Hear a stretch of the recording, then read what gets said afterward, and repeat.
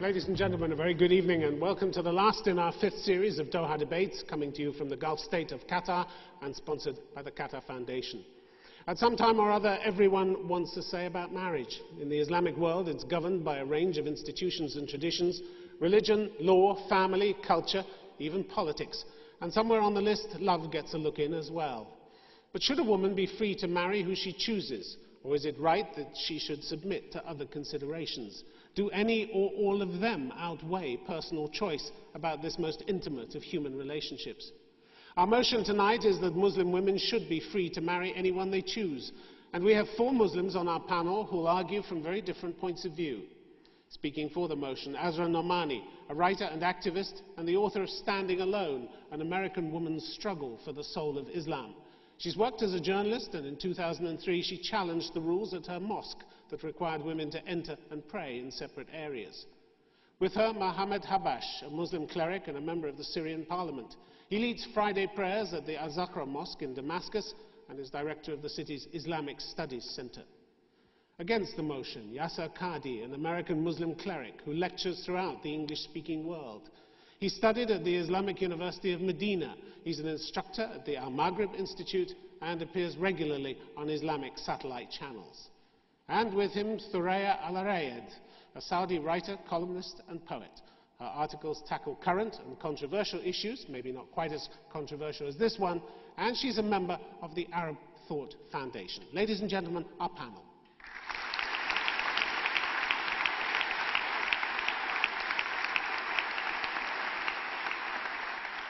So now let me first call on Asra Noman to speak for the motion. Thank you. This is a topic that I have meditated on for all of my adulthood.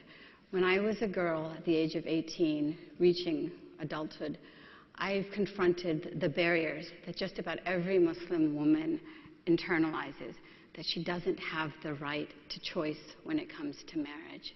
And I'm here as a 43-year-old woman now to tell you that I do not wish for any of the women that are here now or any of the women in our Muslim world to know the suffering, the loneliness, the loveless marriages, and the forced marriages that oftentimes come out of situations where a woman cannot make her own choice. Islam is a religion that believes in critical thinking. We are going to hear a lot of the theological arguments tonight that lay the barriers for women, that become the barriers around our heart. But what I would argue is that there are dissenting opinions.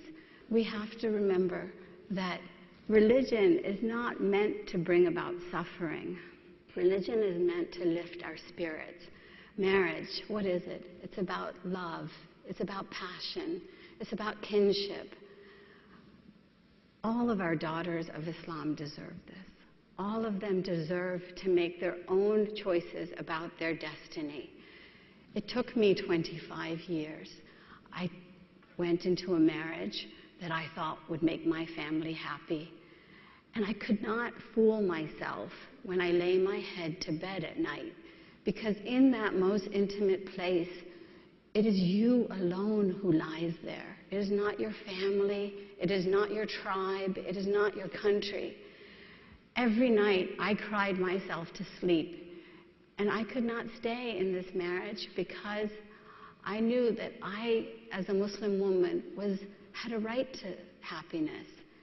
And my salvation came because my family gave me the greatest message that there is, which is that we respect you, we have mercy on you, and we honor your own choice. This is what we should do for our daughters in Islam. We should allow them the right to choose whom they can marry, and that right should extend to anyone. Asra Noman, thank you very much indeed. Isn't it because women's rights have been abused in many parts of the Islamic world that you need the protection of Islam, you need the protection of family, you need the protection of governments, you need them to have a say in the marriage process? In Gulf governments, for instance, in Qatar, you have a government official who will sit with a woman before she marries, talk to her, if necessary, without the family, to make sure that she is entering the marriage of her own free will. That's the kind of protection you'd approve of, isn't it? He's not going to be in the bedroom, is he? for the next 50 years. We're not talking about that. And we're talking about right, the but what we're state talking providing about, protection. If you want it on the one hand, you can't exclude them from the marriage process on the other, can you? You can, because ultimately the state is not going to be in the marriage. It is only that woman who's going to be in the marriage. But you want the state to pick up the pieces if something goes wrong, don't you? We want the state to be able to protect the equal rights of the women in divorce, in issues of assault, in issues of alimony, in issues of custody. So you want them, but you don't want them. You want the family to provide support if something goes wrong, don't you? You want them to provide the safety net as well. And yet you're saying, stay out of the decision-making process. I'm a mother. I have a son. And trust me, I wish only well, just like the state, just like the families. Everybody in this room, everybody on this panel, I know has the best intentions. But at the end of the day, what I argue is that the choice rests with the woman. And choice is so good? No lonely, loveless marriages in the West where you have all the choice that you want? The choices... And no safety net either? The choices bring about cost. There's no doubt. And with rights come responsibilities. And there comes a need, there is a very important need to be wise.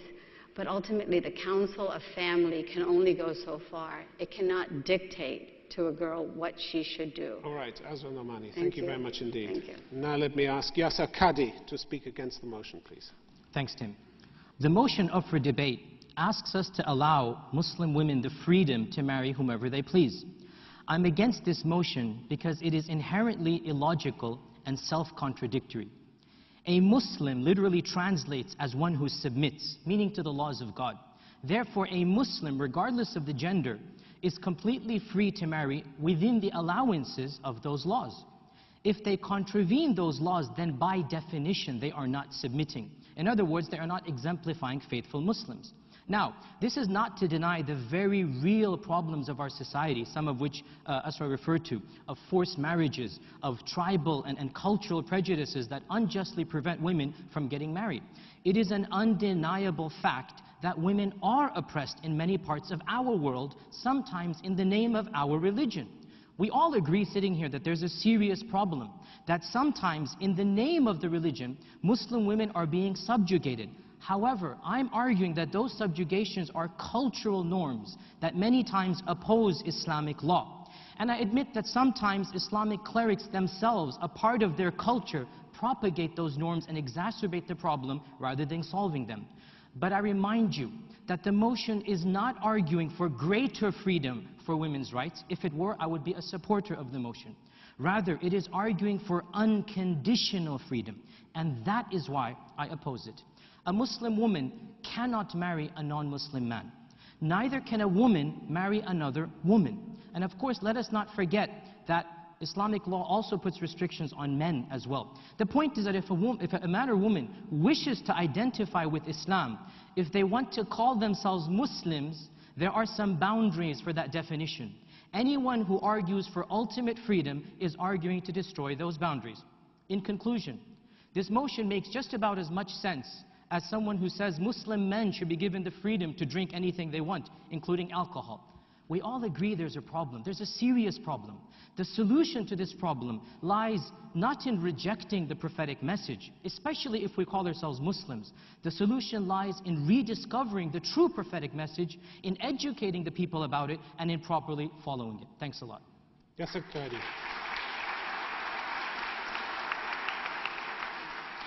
Yasir Qadhi, thank you very much indeed. If a Muslim man can marry a non-Muslim woman, then clearly there is no doctrinal bar in Islam to a man and a woman of different faiths being together. Why does it matter which one is Muslim and which isn't?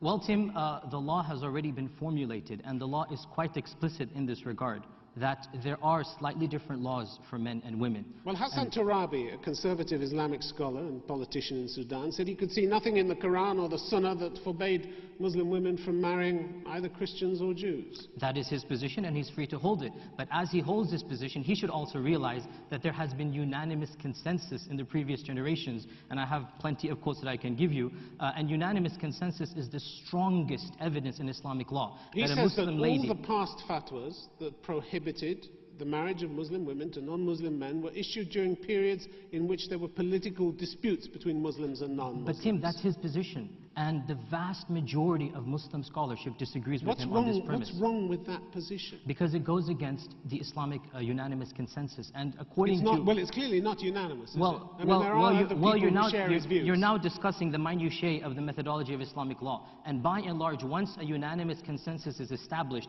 it cannot be broken by a later position.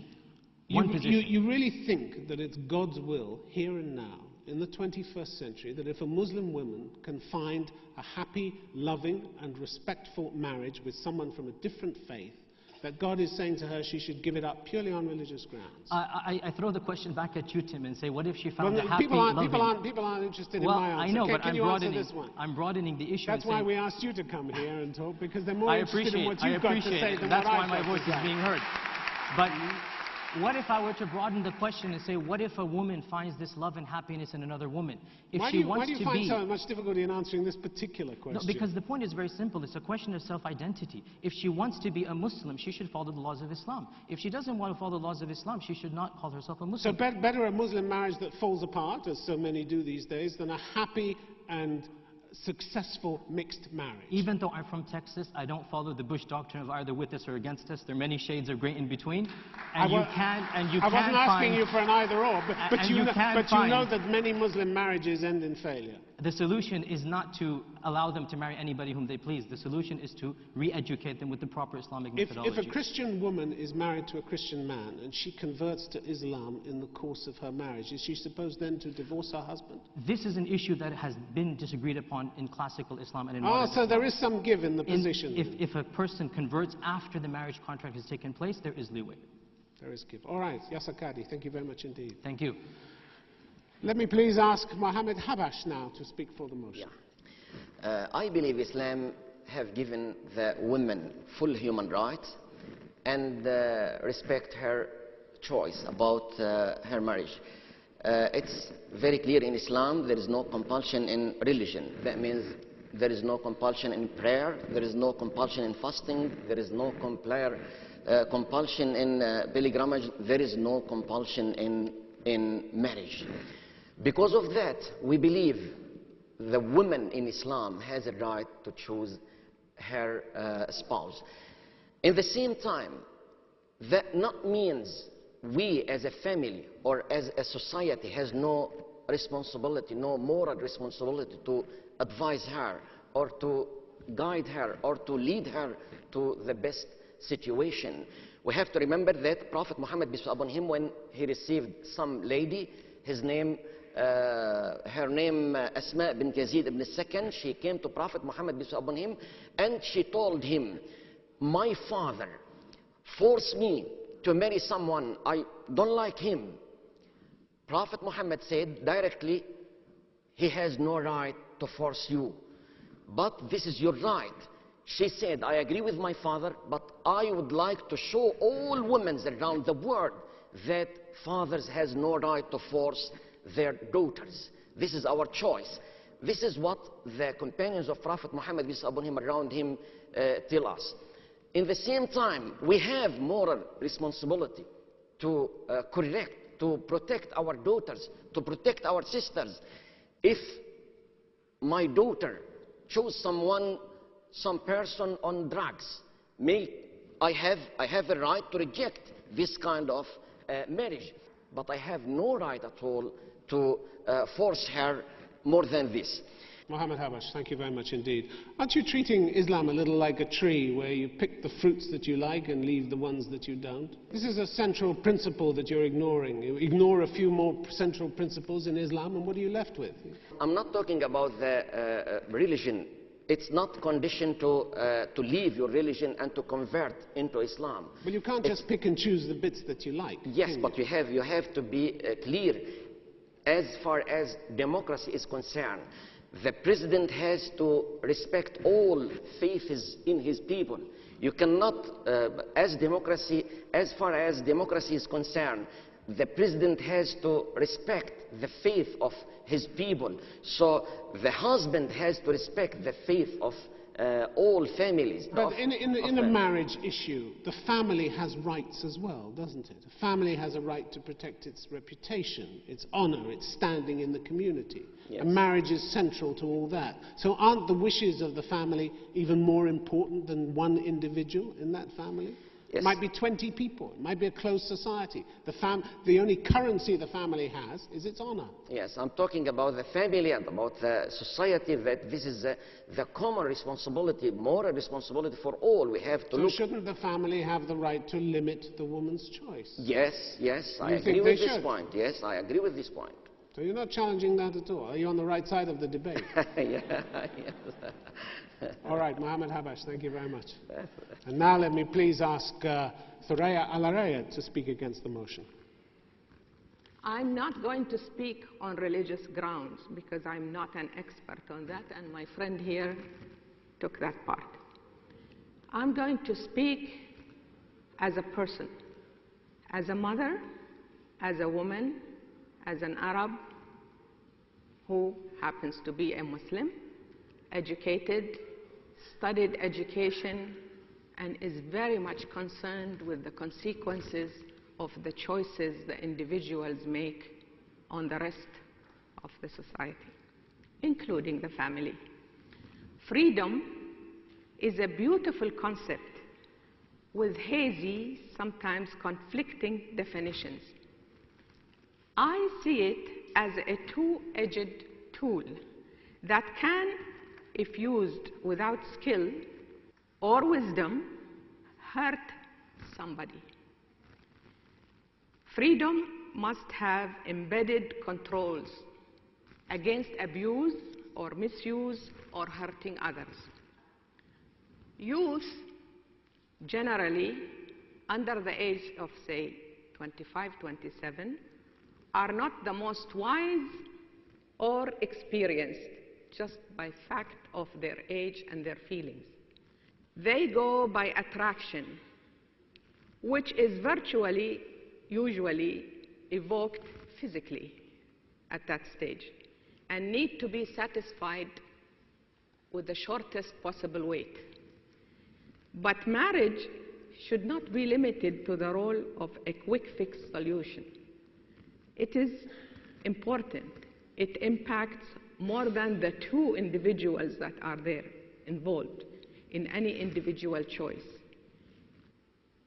A marriage threatened by failure because it is crossing any boundaries or any differences between the husband and the wife is not... I'm going to have to wind you up. Yes, now, it doesn't have much of a chance for success.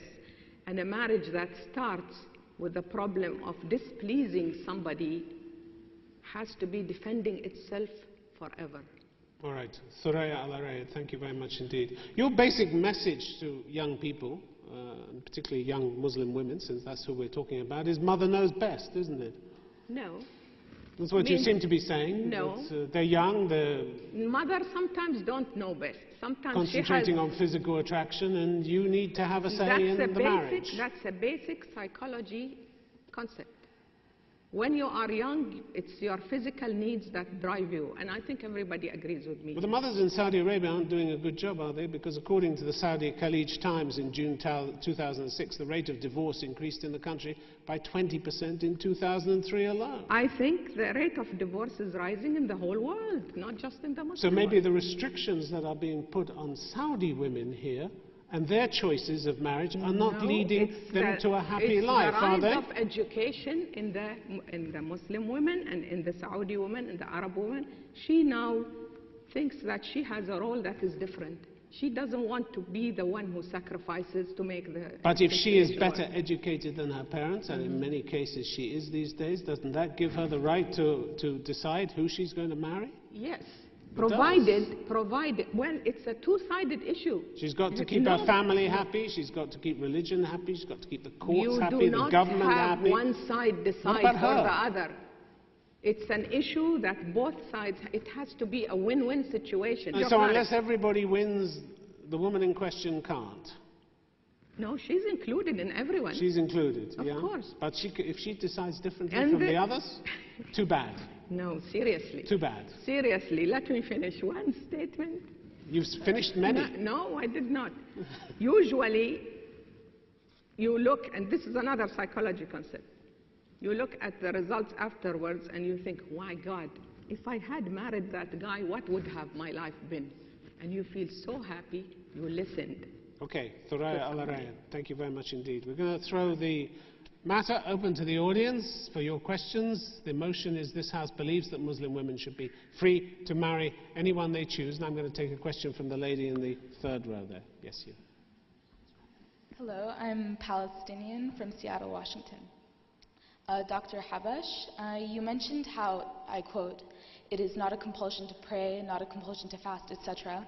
And you also add that we should reevaluate and take another look at the Quran and include people of scriptures, i.e. Jews and Christians, under the group of people Muslim women should be allowed to marry. However, as Yasir Qadhi said, not only is there a unanimous consensus that it is essentially haram to do that, as Muslim women are only allowed to marry men of the Islamic faith. So how can you say that we should reevaluate the word of God and a hadith which specifically state we are not allowed to? Should we not rather choose to marry someone within the bounds set by our religion? Okay, let's get him to answer the question. Yes. Thank you. Thank you. Let me explain something about this point.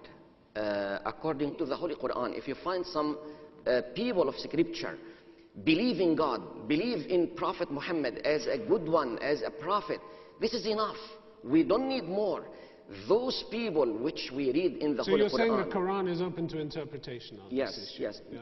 Yasir Qadhi, do you agree with that? Well, I'd like to state here that this is a rather interesting position. So you're saying that there's this state between being a Christian and a Muslim, where there's a sympathetic Christian we're allowed to marry, and an unsympathetic Christian we're not allowed to marry? Is that your basic premise? No, I'm looking for someone. Let me explain more, please. 1 minute.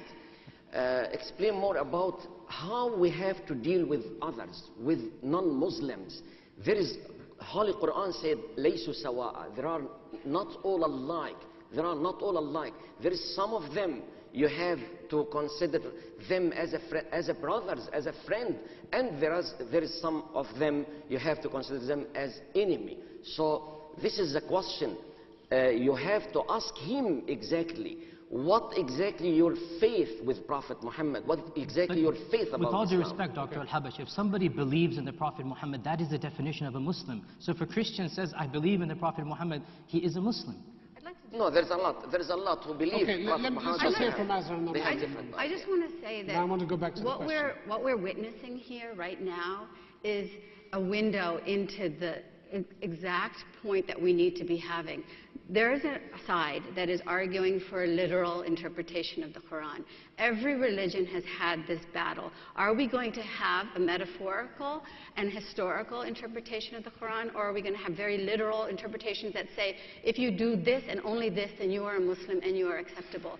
This issue that we're talking about tonight has wide ramifications. How are we going to look at Surah Al-Nisa 434? The literal read that says that you can beat a wife lightly if you add the parenthetical phrase, or that you should not, or the other verse that says you should not be a friend with the Jew and the Christian. This is why this kind of conversation needs to happen, because this is the exact battle. Okay, all right, I'm going to take the conversation back to the question and ask you whether you got an answer that convinced you, did you? Not really, because I already know it's an established fact that the Muslim woman cannot and is essentially forbidden to marry a non-Muslim man, and that's the case, and I don't understand how you can go against the written word of God. This is a battle we have, though, because if we believe that there is unanimity, and there isn't, there is plenty of examples where there are dissenting opinions on every verse of the Quran, including this important matter. Okay. Saying that we have a majority and unanimity does not make it so. Okay, I'm going to take a question from the lady in the second row there. We're concentrating... Where are you from, please? From Syria. We're concentrating on the Muslim woman marrying a non-Muslim man.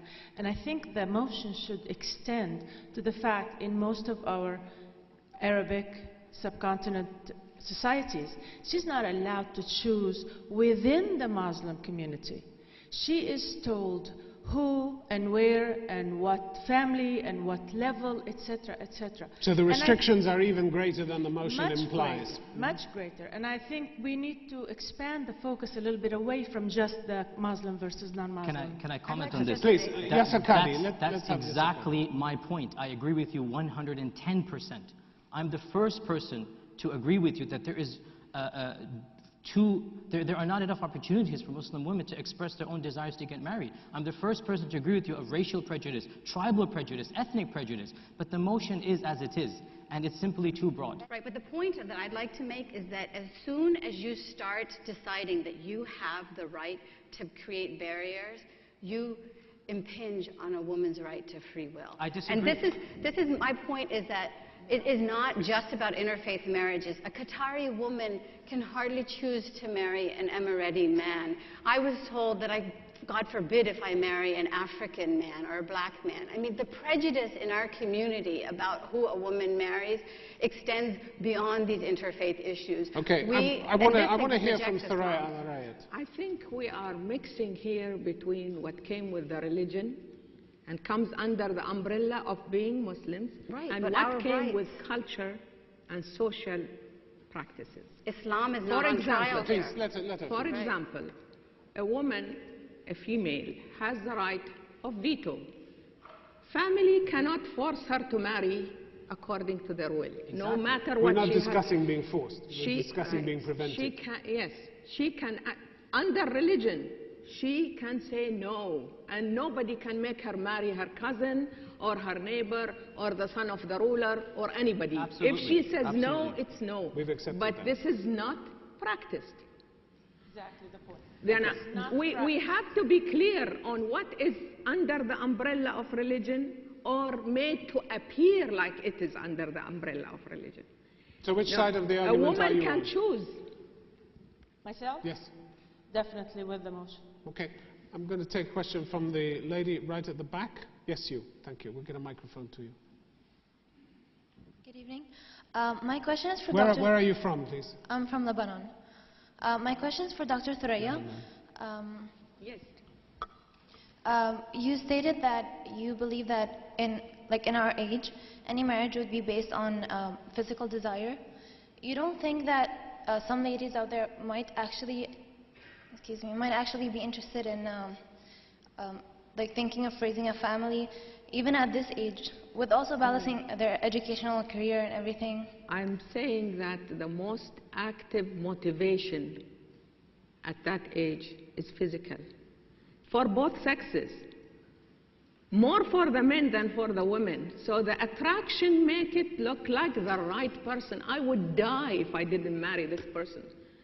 And then you would die after you marry him within a period.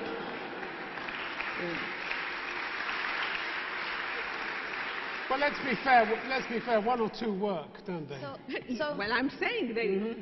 But the attraction makes it look like you would never forget the person. You would never. I mean, to listen to you, it's as if every marriage ends in doom and failure. Can I come back to that? A lot of them do. Can I come back? Actually, a lot of them do. I want to hear back from the questioner. So, for instance, I have in my life, I know two young men. One who is very cute, and one who is very intelligent and smart, and has a very promising future. So, and I'm attracted to the cute guy. So would you think I would go for the cute guy just because I'm physically attracted to him, or I would go for the smart guy because I want to secure a future?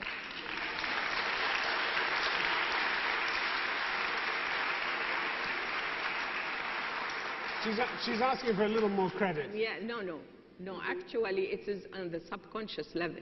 It's never on the conscious level. I like the Mr. Muscle. You know, it's not like that. You convince yourself that he has some other aspects. You're like, oh, he's cute. He is so smart. He answers all the questions in the class.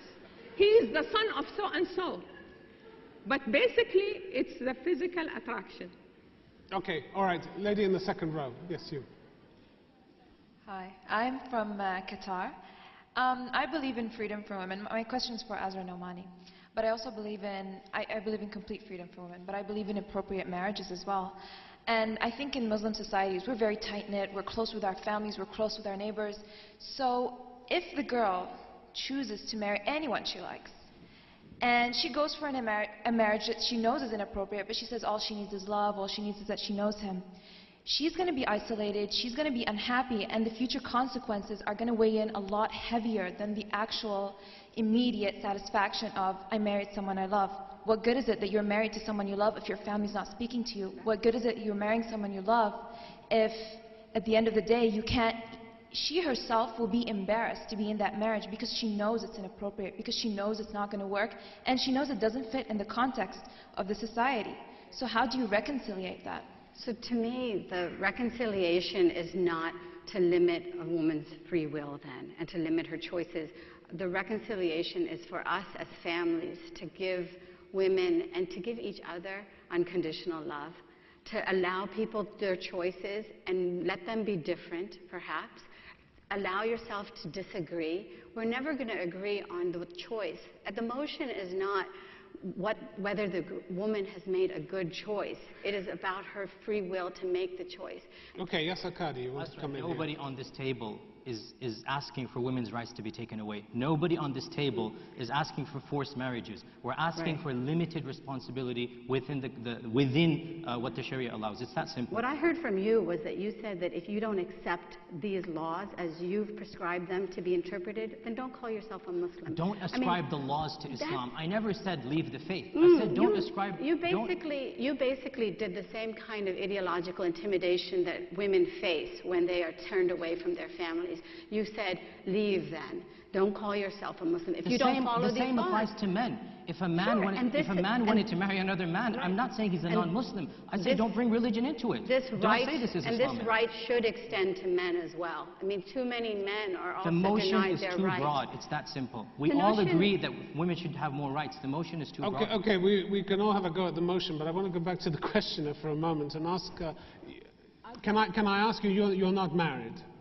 I'm not married, no. What factors will you weigh up when you make your decision to get married? Religion, family, well, government? Religion obviously for me is, there's no, I will marry a Muslim. For me, I want to marry from the Gulf because I believe that cultures need to be similar. If I feel that if I marry someone from a culture that is way too different, it's just going to be upsetting for everybody, including myself, because I'm very close with my family, I love my family, and I want them to come and to receive me and my husband well. I don't want them to feel like And if you fell in love with somebody who wasn't from the Gulf, would you think it appropriate for the government to step in and tell you that you can't marry them? Well, what governments do is, for me, the government is, again, a safety net as well. I don't think it's right for them to say no, but at the same time, I believe in taking responsibility for yourself and making decisions that you know are appropriate. That's one sane young woman. I like what you said. I really like what you said. You know, every boundary or difference between the two sides of marriage creates problems, regardless of what you convince yourself. Language creates a problem, religion creates a problem, being from a different tribe creates a problem, being not liked by your family creates a problem. Now, if you want to stand up all your life defending your marriage against all these problems, you're not going to have a happy life. So you're saying choose the easy way out? Yes, choose the happy way out. And the happy way out, the easy way yes. out. Okay, I think it's time we heard from a man. Gentleman in the fifth row. I'm from Egypt and teaching at Qatar University Islamic Studies. I think you cannot have it both ways. You cannot have, okay, I'm a Muslim, but at the same time I'm not going to follow the rules of Islam. So either you follow the rules of Islam within these parameters, or you do what you like, and there is no compulsion at the end of the day. Mohammed Habash, you want to make a point here? Yes, I was talking about the religious issues. According to our understanding in Islam, we believe that Islam is the religion of all prophets. That means Christian and Jews can be Muslims, but if they respect Prophet Muhammad, peace be upon him. According to my understanding, we have to struggle against monopoly of salvation. We have to struggle against monopoly of God. We have to struggle against monopoly of reality. God is one, but his names are many. Reality is one, but its ways are many. Spirituality is one, but religions are many. The love is one, but hearts are many. With this situation, yes, I'm not looking to force others to convert to Islam. No, this is their choice, but I have to be clear. I cannot allow Islamic ladies to marry someone who believe your prophet is liar. How can find good life with this? But if he said, I'm ready to respect your life, to respect your religion, to respect your prophet, to respect your faith, I believe this is enough. Okay, I'm sorry, this is not acceptable in Islam. She cannot marry a non-Muslim. Under Islam, she cannot marry a non-Muslim. He has to become a Muslim. My dear, no, please don't everybody speak. Please don't everybody speak at once. You've said something. Now you reply. There is no God but Allah, and Prophet Muhammad is messenger of God. He's a Muslim. This enough. He's a Muslim if he says that. This enough. He's not a There Christian is a lot. anymore. Now we have some religious Christian leader here.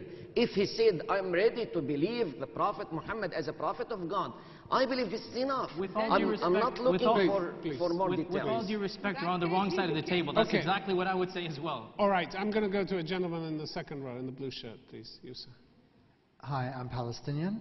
Higher education continues to become more and more common across the region, and women constitute a majority of the consumers of higher education.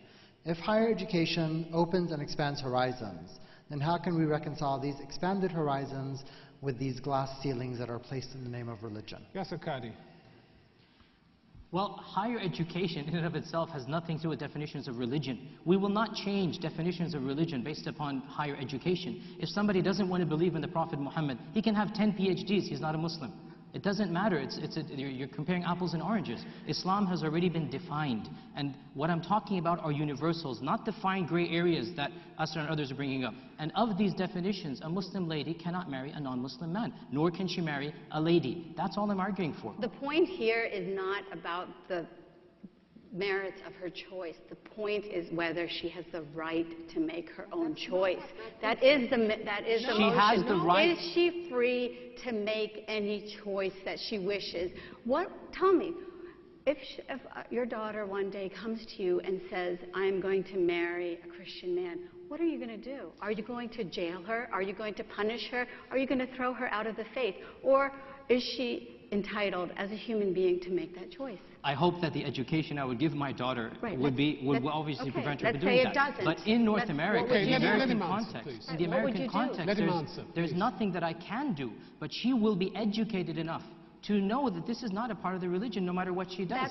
Don't mix religion into her personal choice. That's a cop-out, because ultimately he isn't accounting for individual choice. You know, and I want to say just very quickly to the young women in the audience, I don't go along with any of this belittling of your minds that's happening here. I find it offensive, and I find it actually contrary to the teachings of the Prophet, because when young women came to him, he did not mock them. He did not ask them why they choose not to be in the marriages that they are wanting to leave. He respected and honored their decision without any condition. Okay, and that conditionality is not. Yasir Qadhi, do you want to come back on that? No conditions is no boundaries. No boundaries is no religion. It's that simple. Free will means that you have all the options, and that is what it means to be a human being. But not a Muslim. A Muslim means to submit. And what do you submit to? You submit to the laws of God. Okay, I'm going to move on. To your version of the laws of God. Thank you. Thank you. I'm going to move on. The gentleman behind you, 2 rows behind. Yusuf, yeah. I'm Lebanese, and I'm a Christian, and I will address the cultural debate that's been going on. Where I come from, the society in Lebanon is much more lax than, let's say, in the Gulf. And so many individuals, men and women from different faiths, have ended up, getting married to each other. And it hasn't been much of an issue.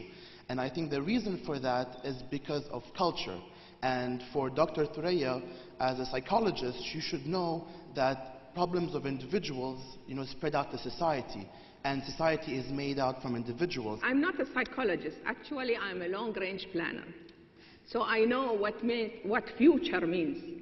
You do not make a decision on the basis of now, because in the future you will face the consequences.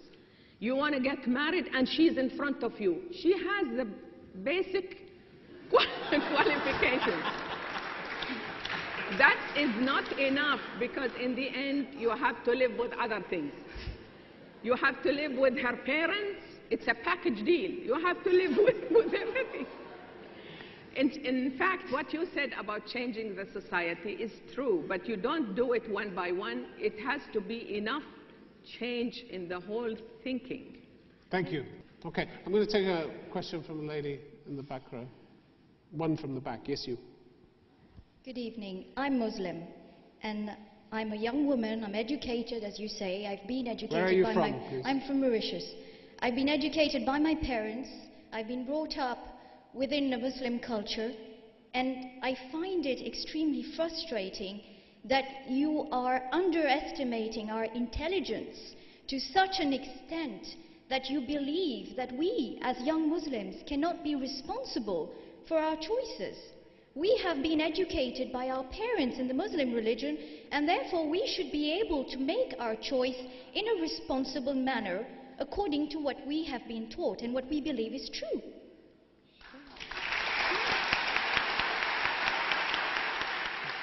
If you make the right choice, you get the green light. The family does not say no. If you made the right choice, they will not fight you. You are assuming that the family It's a is family intelligent enough differences. to respect our choice. Here, it's a family differences, even in the same country, even under the same religion. One family does, one family doesn't. It has nothing to do with the religion. Can you address her point? What if the family, what is the right decision? To agree with her? No, it seems On what basis? No, the right decision seems to be to agree with you. No, I want to know what do you think is the Let her right... speak for herself. Wait, what is the right decision? That Well, they agree with your side? When I was growing up, my father said to me, you make your bed and you lie on it. Exactly. So I believe that I make decisions for which I am responsible. And my father trusted me to make the right decision. Okay. However, had he not been that enlightened, then I am sure, being the person I am, I would have gone against his decision. And because I know that I am responsible and educated enough to bear the consequences of my decision. And I believe that as a Muslim, we are free, and I'm tired of hearing people saying that Muslim women have no rights, etc., etc., etc. We do. We are intelligent enough. We are educated enough. Why shouldn't we have the right to make our own decision? I am a Muslim woman.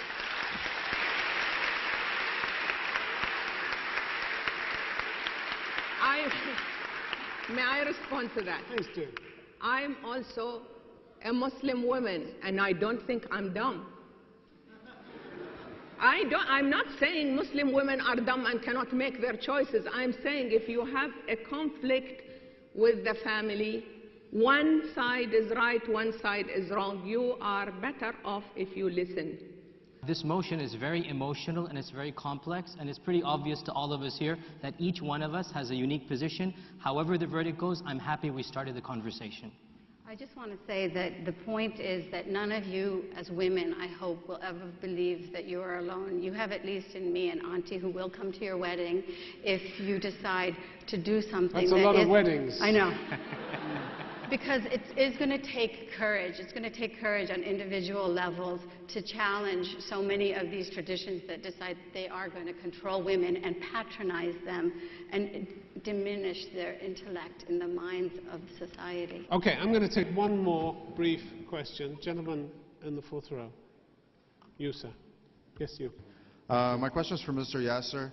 You must have said this like 10 times through the debate. Everything that you said because of unanimous consensus. And at the beginning of the debate, you mentioned that unanimous consensus was the strongest tool of making Sharia law or Islamic rules. Correct me if I'm mistaken, I'm a Muslim myself, and I've studied just a tiny little bit of Islamic law. And according to what I studied, that the priority is Quran, Hadith, precedent, and then unanimous consensus. And when you say unanimous consensus, can you define what is unanimous consensus? How many people have to agree to something? Does anybody count? Unanimous consensus is stronger than an interpretation of the verse of the Quran because it shows that everybody has understood that verse the same way. That's why unanimous consensus is considered to be stronger than any interpretation. As for unanimous consensus, how it's defined where each and every of the major scholars of any time period have agreed about the same ruling. And to be honest, there's not that many decisions that are unanimously agreed upon. Of them, according to 5 authorities that I have here, which are going to be too troublesome to mention, of them is the fact that a Muslim lady cannot engage in a marriage contract with a non-Muslim man at that time. So this is you're saying that if at the end of agreed. tonight, if 70% of people in this room vote yes for the motion, that's unanimous consensus? No, unanimous means there is unanimity. That means everybody agrees with it. And once unanimous consensus has been reached, it cannot be abrogated after that. Well, the man who reads Friday prayers at the Al-Zahra Mosque in Damascus doesn't agree with you. Well, actually, he has a position which is kind of sort of in between. This idea that is coming from that side is the exact ideology that wants us all to think the same. It wants us all to interpret Islam according to their rule book. And our challenge as human beings is to use our minds to be able to say what is best for myself, because God is the judge, not individuals. Okay, we could go on for hours on this, but we have come to the point, excuse me, we have come to the point. Individuals. Thank you. We've come to the point where we're going to vote on this motion, that this House believes that Muslim women should be free to marry anyone they choose. Would you please take your voting machines and let me explain how they work. If you want to vote for the motion, that is the side represented by Asra Nomani and Mohammed Habash, you press button 1, the yes button. If you want to vote against the motion, the side represented by Yasir Qadhi and Thuraya Al-Arayed, you press button 2, the no button, and whichever one you want, would you press it now, please? Right. There is the vote.